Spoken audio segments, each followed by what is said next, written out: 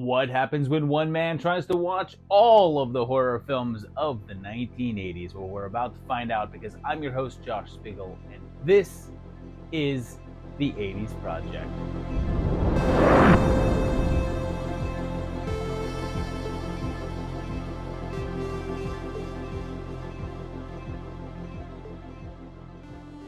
Well, we are neck deep into 1983 by now, and I have to say that so far the beginning of this year has been rock solid. Like the consistency of the movies has been far better than what has gone before. But I've noticed that there hasn't been one that I have found to be like outstanding yet. We haven't had a 5-tape movie as of yet.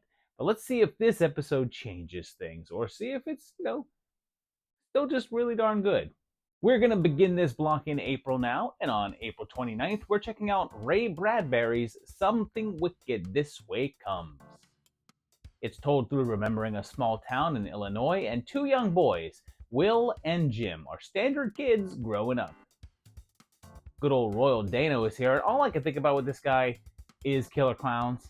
And Will's dad loves it when a plan comes together.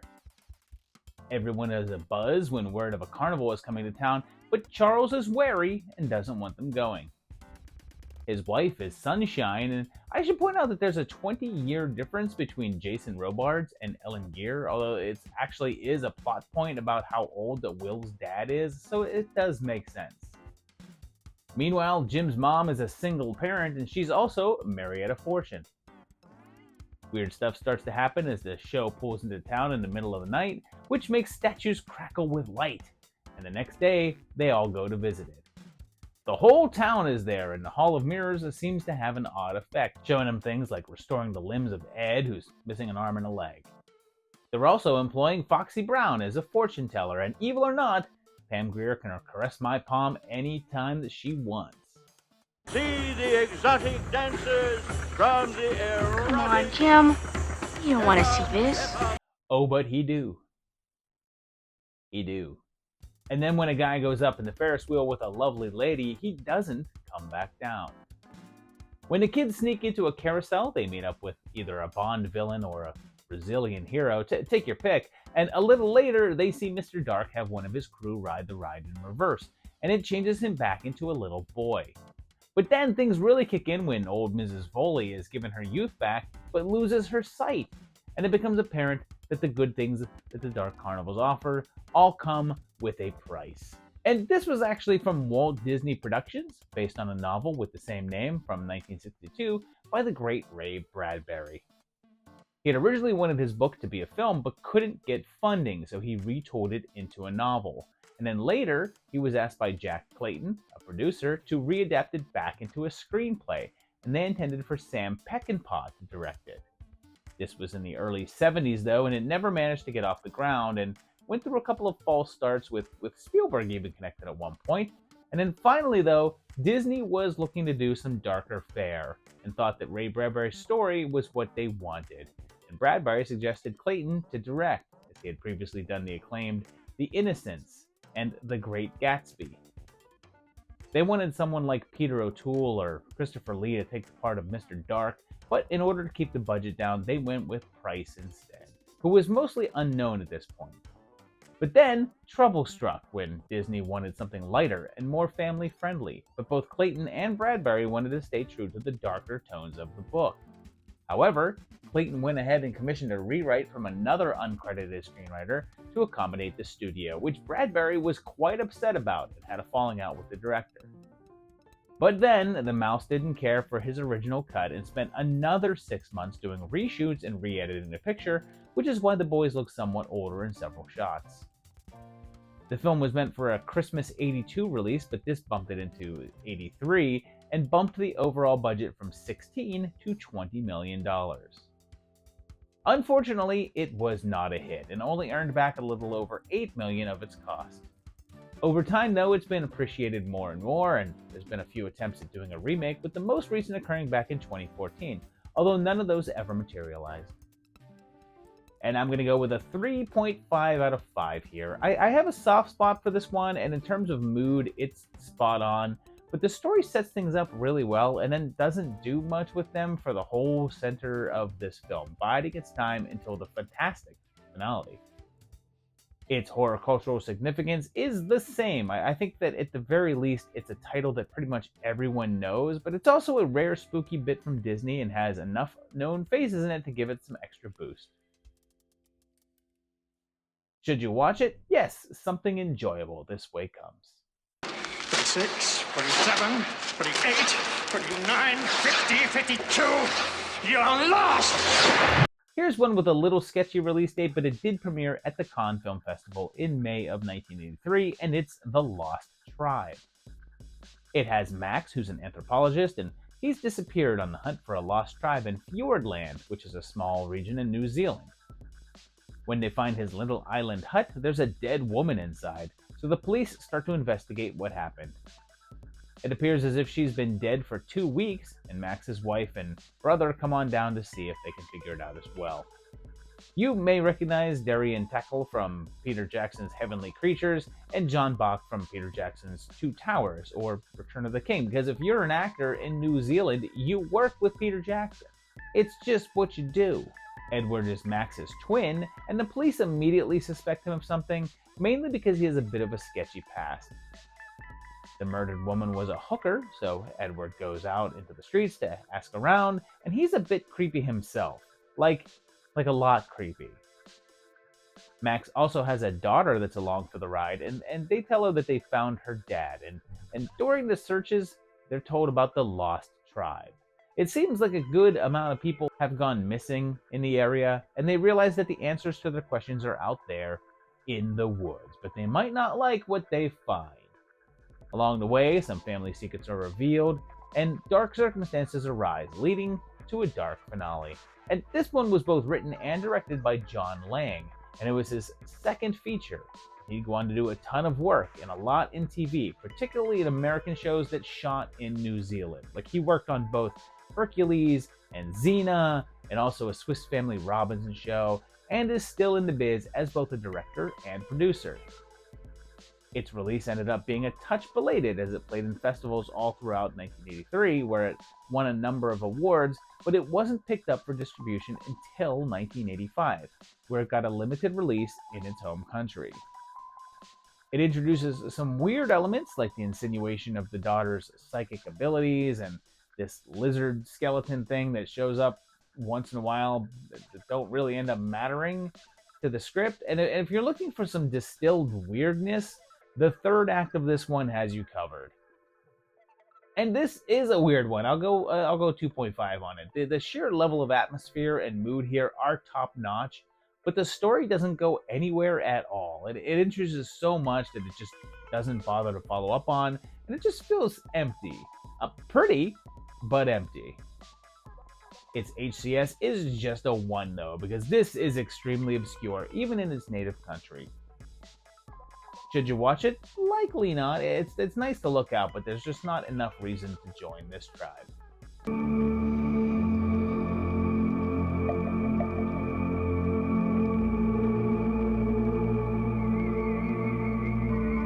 Let's now visit another stop on our way back to America and pop into the Netherlands for a film that came out on May 11th there, although it wouldn't get a US release until 1985, and it's The Lift.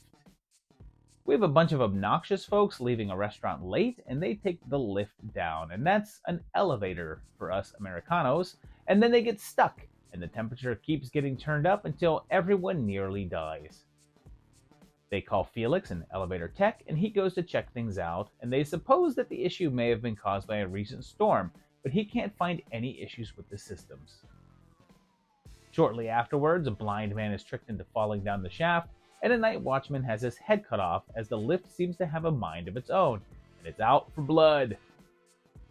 Felix tries to figure out what's going on, and he discovers that the elevator's manual is missing, and that a former tech was driven crazy while working on it. Along for the ride, though, is a pretty reporter, which causes some problems when it looks like Felix is having an affair. But then, there's revelations about the states of the computer chips used now, and how susceptible that they are to external facts and self-awareness, and the race is on to shut it down.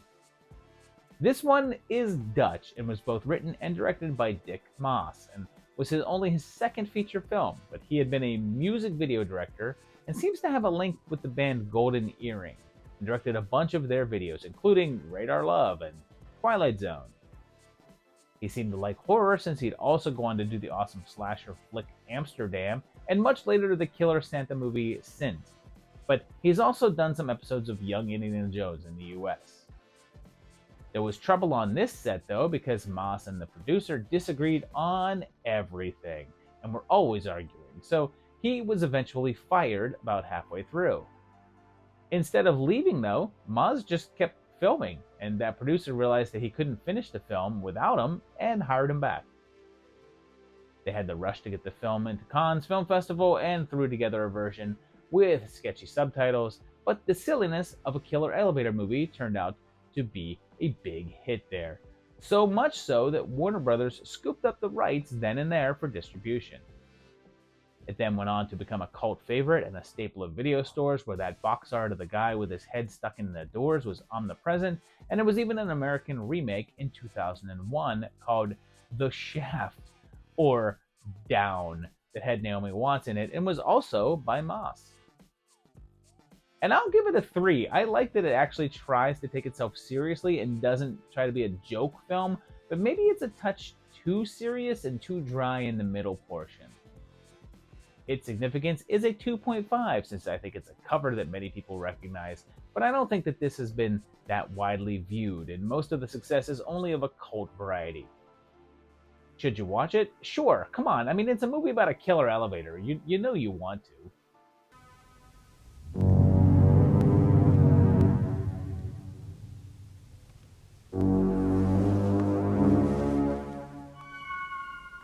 Back in America, 2 days later, on May 13th, we get a little more straightforward tale with Mausoleum. Little Susan's mother has just died, and she's not taking it well. And I love that her aunt just stands there while she runs away, even though the kid is at a light jog at best. Like, lady, you can easily catch up to her.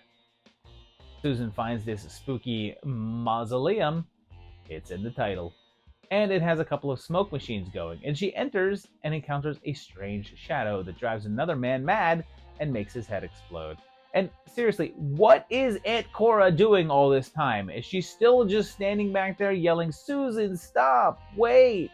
Like she falls under the influence of whatever it is, and then we jump ahead a full 20 years. She's now 30 and married, and Cora's worried that she's acting like her mother did right before she died. She's also now Bobby Bracey, who you'd likely remember as the giant tongue lady in Ghoulies. She visits her mom's grave every year and goes back into that mausoleum, and her gardener seems to have a fascination with her. And here's a shock! This is not Dan Haggerty. Instead, he's just some creepster who won't take no for an answer, so Susan uses her green eye powers to blow up his car. Her maid is Aunt Esther, but she resists telling Susan to shut up, dummy. And she also seduces that gardener and kills him, transforming into some sort of demon creature as she does. Pretty soon, she's lashing out at everyone around her and makes really effective use of blacklight while she does. This one was directed by Michael Dugan, and he only made 3 films, and his roster is strange. He did a film a decade with a sex comedy in the 70s, this horror film in the 80s, and a G-rated family film in the 90s. His name is attached to a TV series in the 10s as well, but this really stands out as an eclectic career. It said that it was likely used for money laundering, as one of the main financiers was a known mafia guy. And an odd casting tidbit is that Bracey is playing younger here, like her character is 30 years old, and she was 40 at the time. But that's not that strange, since horror films usually have older actors playing younger. But her Aunt Cora was played by Laura Hippie, who was 8 years younger than Bracey and only in her early 30s. It ended up getting a limited release, and it did okay, earning close to $1.5 million, and then became a video store staple. And this is another one that landed on a UK nasty list and was both seized and confiscated, but it avoided prosecution. Oh, and you're not going to want to miss the standout demon boob moment. And this is fairly fun. It's a 3. There's some cool John Carl Buechler effects and silly stuff going on, but it does get a touch monotonous after a while. Its significance is a 2.5, since I think that this was pretty prominent back in the VHS days and got some attention, but it was still a lesser known cult hit that never broke into the mainstream. Should you watch it? Yes, particularly if you're like, hey, I wouldn't mind seeing Bobby Breezy naked again, because that happens about every 5 minutes. Mr. Farrell! Mr. Farrell! Mother, father, sucker got away. 1 week later, all the way over in Spain, on May 20th, we had one with several titles, and the Spanish one was Latios Panicle, or Panic Beats. It begins with a knight named Alaric murdering a woman that he calls unfaithful. It then moves to modern times, and we meet Paul, and his wife is sick and has a weak heart. Paul is played by Paul Naschy, Spanish horror legend and frequent werewolf. We've already covered several of his films here on the project. In order to give his wife some peace and quiet for her heart, they decide to go to his parents' mansion up in the countryside, where there's a painting of the knight from the intro. We're told his story as he was a terrible guy who killed people and was eventually bought the tile and killed himself. The place is tended to by a maid and her daughter Julie, and when the car breaks down on the way up, a couple of ne'er-do-wells attack Genevieve. And people don't say ne'er-do-wells enough anymore, but I'm going to try and bring it back, because I guess ne'er is an abbreviation of never, and honestly, who just decided, yeah, I'm skipping the V in this word, because why not? It's just one of the weirdest things I ever heard. Trouble kicks in back at the house, and Julie sees severed heads and ghouls, but it's just a dream, although she ends up convinced that Alaric is trying to come back from the dead. But there may be more that meets the eye to what's going on. Earlier, I said that Naschy is in this one, but he also wrote and directed it, like he did most of his films. It was actually a sequel to one of his other films from 1973 called Horror Rises from the Tomb. That one also revolved around Alaric de Marnac trying to return to life with the help of his descendants. It was filmed in one of the houses of Generalissimo Francisco Franco, and this breaking news just came in, but Generalissimo Francisco Franco is still dead. It ended up getting a bit of a truncated release since it didn't get a run in Spain until a full year after it was complete, and it was never shown outside of the country, with the exception of one film festival in Brussels. It did get a VHS release in the US after a while, but never really took off like some of Naschy's other works.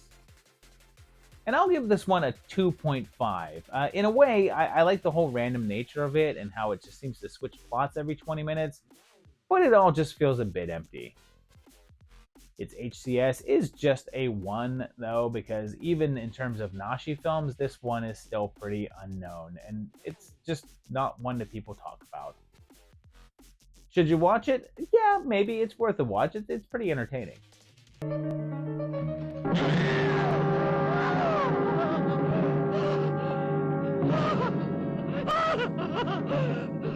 We'll now turn our attention to the small screen for a film that debuted 1 week later on May 27th, and it's The Sins of Dorian Gray. We have a woman accused of killing someone's family, and she's the Time Rider's girlfriend, or grandmother, whichever, and she says that she's way too young to be the killer. There's a theme song that makes me think that James Bond is going to appear in a gun barrel and shoot at me. Oh, Dorian. The sins of Dorian. Yeah. And then Norman Bates strolls in with some old age makeup. That woman is a supermodel, and she's Dorian Gray here, and it's been 10 years since he'd seen her, and says that she looks exactly like she did 30 years ago. We then flash back those 30 years to their first meeting, and Gray is musing on getting old, and wishes that she would stay the same while her film image aged, and that concept is wild, with an E. Henry takes an interest in her, and what the hell is this on Lieutenant Rackzack's head? They put her up in a fancy new place, and she becomes their new cover girl. But then, as she's watching that old screen test, she seems to notice that the image looks aged. But hold up, what is this lounge singer? Someone who will fight with me, then spend the night with me. Oh, I need someone who wants to be close to me. I need. Dorian starts up an affair with a married musician, but things go extremely wrong there, and soon people are turning up dead. And yes, this is a modernized and very loose take on the classic Oscar Wilde story, The Picture of Dorian Gray, which was from 1890 and was somewhat instrumental in his downfall. The gay undertones of the story were actually used against him as evidence in a lawsuit, and he was found guilty of indecency and was punished with 2 years of hard labor. Much like the earlier Dr. Jekyll and Sister Hyde, this uses the concept of a gender swap of the main character to go in a different direction. However, since this was a TV movie, it ended up mostly being a drastically toned down version of the classic tale. It was actually produced by Rankin Bass, yes, the company that made all those animated Christmas specials, and Jules Bass himself wrote that theme song, which comes back several times throughout the film. The director was Tony Malum, and he had previously directed The Burning, so he had a touch of horror experience already, although there's not much slashing here. In fact, I'm not really sure what the sins of Dorian are here, because she's pretty low-key through most of this, and not really evil per se, although she does finally take a turn in the final act. And this aired on ABC, and then got a VHS release later on, but has never been on DVD or gotten a higher quality edition. And this is a 2.5 from me. It's perfectly fine, but also really standard. It just doesn't do anything interesting with the story, and in fact, makes it less interesting. Its HCS is a 2 though, since it's a well-known story, but maybe a lesser-known version of it, although it does have Perkins and Ironside present in it. Should you watch it? Maybe. It's not terrible, but it's also not essential at all. No!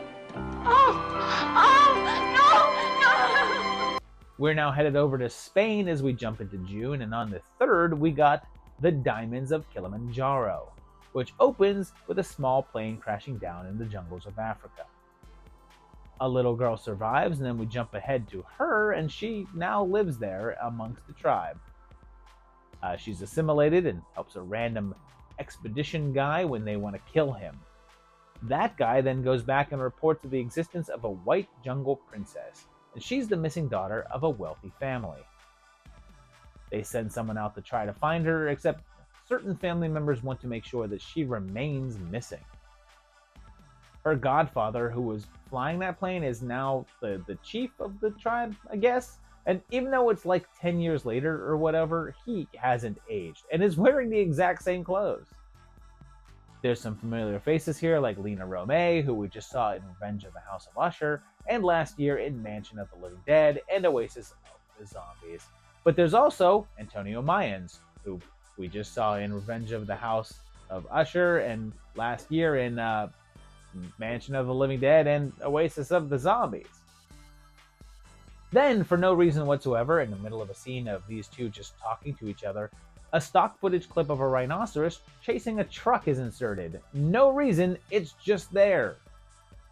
They head out into the jungle with their assortment of eclectic crew, and there's this constant whistling sound that is clearly just a person whistling, and yet I think it's supposed to be just like ambient jungle sounds.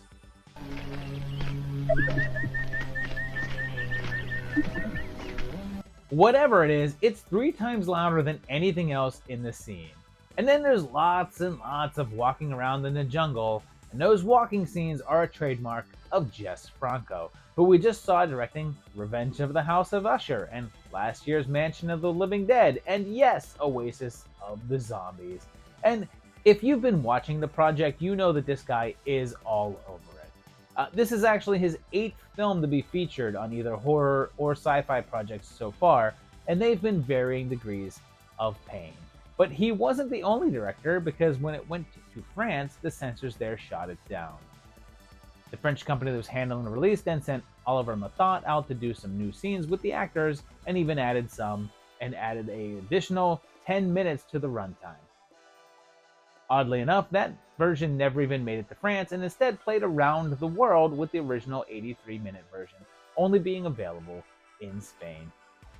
And this one's a bit of a clunker. I'm going to give it a 1.5. It has a couple of moments that are entertaining, but for the most part, it's a dull slog, like several other of Franco's movies are. This kind of feels like a retread of some of his earlier cannibal kind of flicks, and is just mostly boring. Its HCS is just a 1, since this one is virtually unknown completely, even amongst Franco's filmography. Should you watch it? I would skip this one. This is a rather easy pass.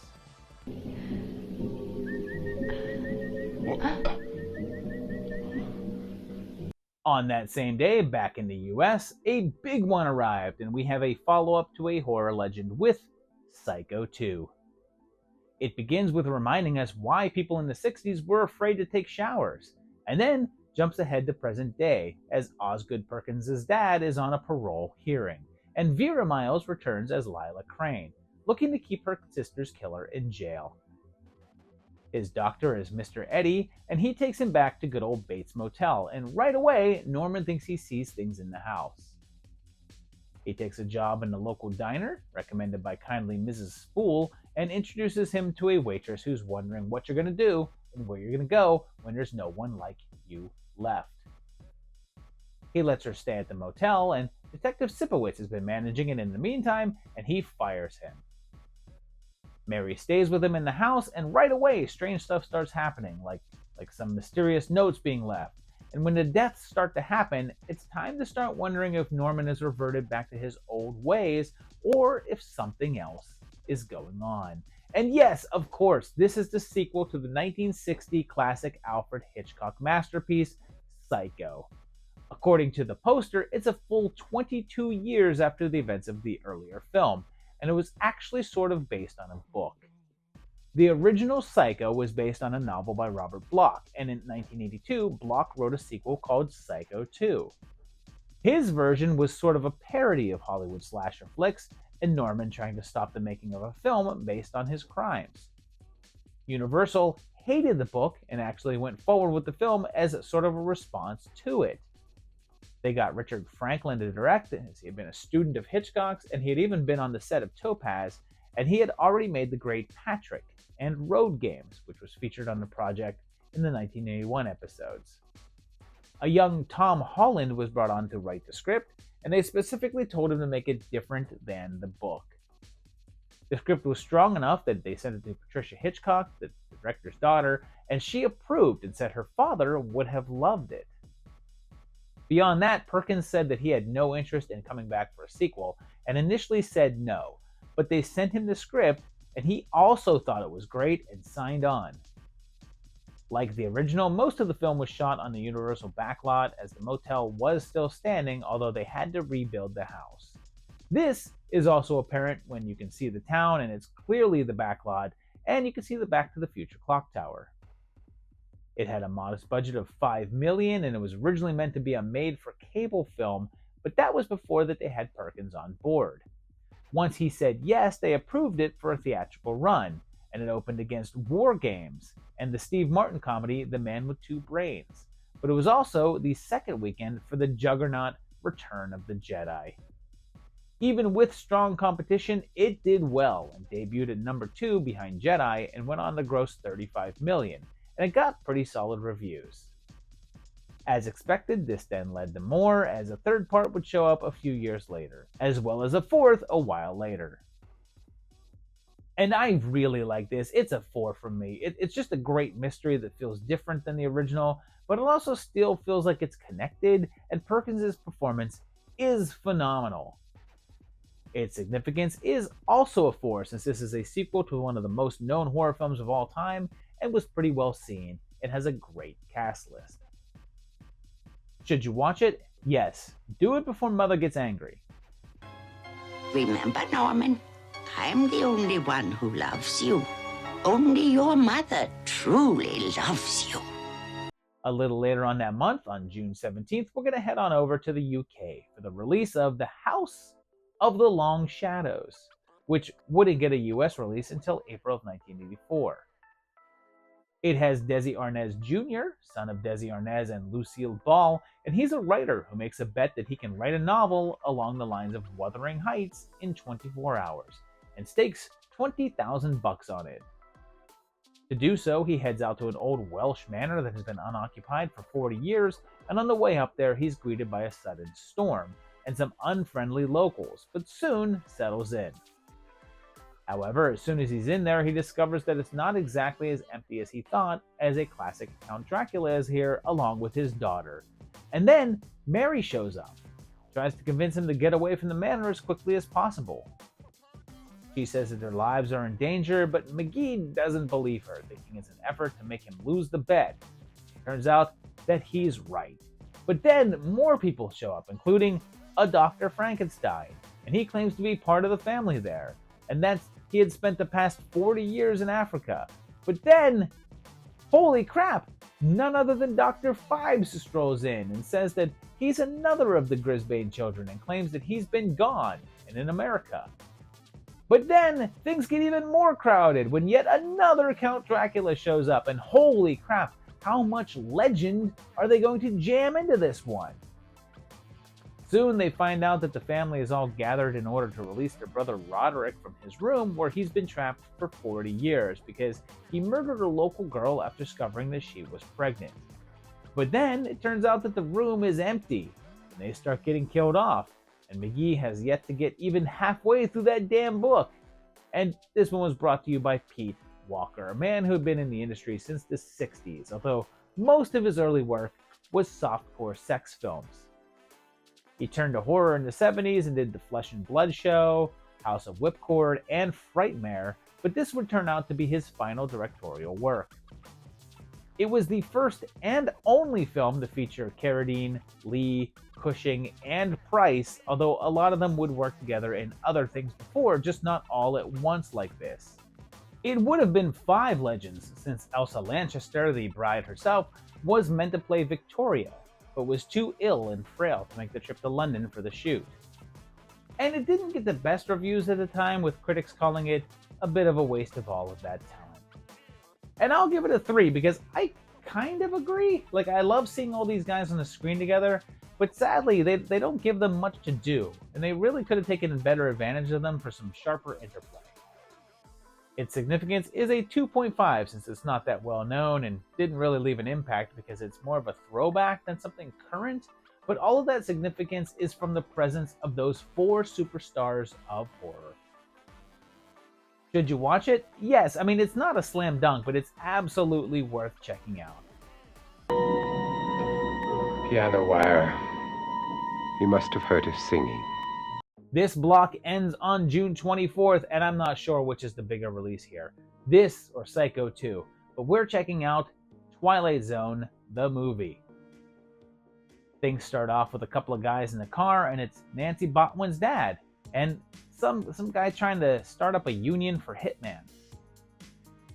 When the driver tries to scare his passenger, he decides to return the favor and turns into this, whatever this thing is, and makes like a wildcat noise.